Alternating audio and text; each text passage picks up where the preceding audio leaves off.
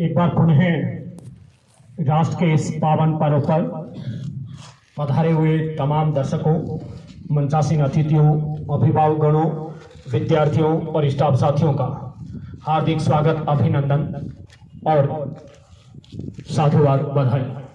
मेरे से पूर्व वक्ताओं ने जो गागर में सागर भरने का काम किया, बच्चों से और स्टाफ साथियों से निवेदन रहेगा कि इसे अपने जीवन में ढालकर राष्ट्र को एक शिखर पर पहुंचाने का कार्य करें।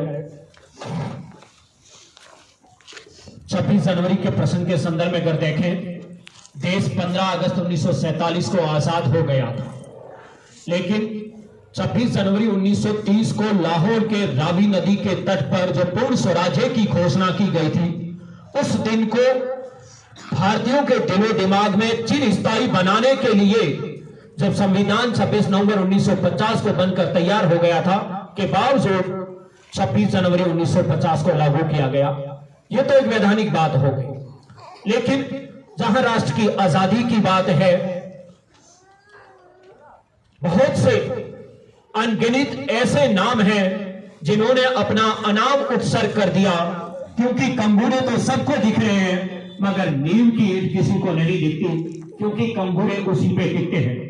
इसलिए मैं पुनः उन अनाम उत्सर्ग बलिदानियों को, जिन्होंने राष्ट्र के लिए समर्पण किया, अपनी जान की बाजी लगाई, श्रद्धांजलि अर्पित करता हूं, नमन करता हूं, अभिनंदन करता हूं, वंदन करता हूं।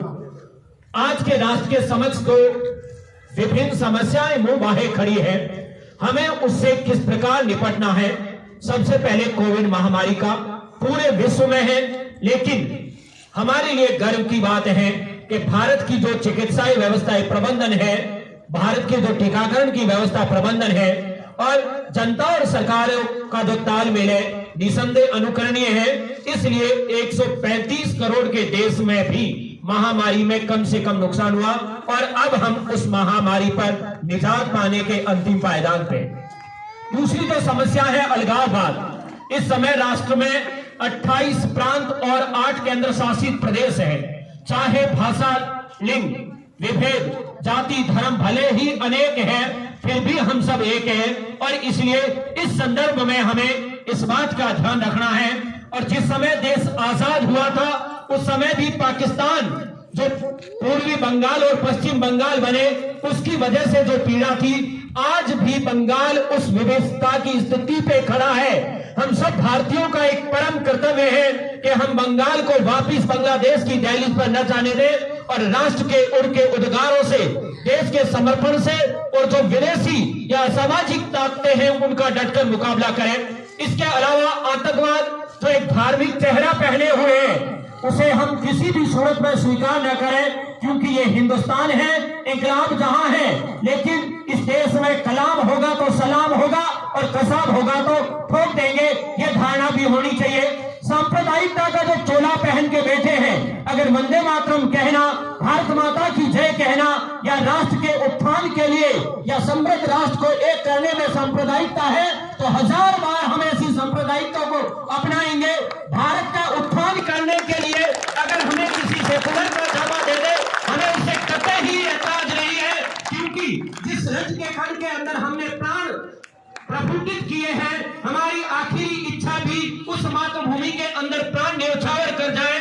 और जो राजनीतिक वंशवाद और परिवारवाद की जो धारणाएं चल रही है, हमें उन्हें भी खत्म करना है।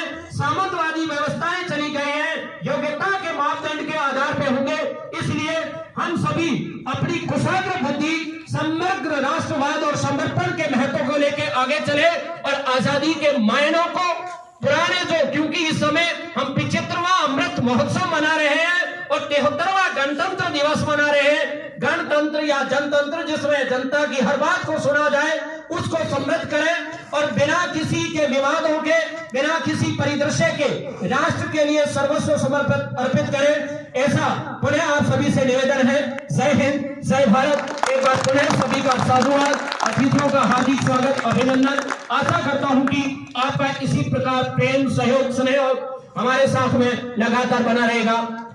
भारत माता की, भारत माता की, भारत माता की, वंदे वंदे वंदे जय हिंद।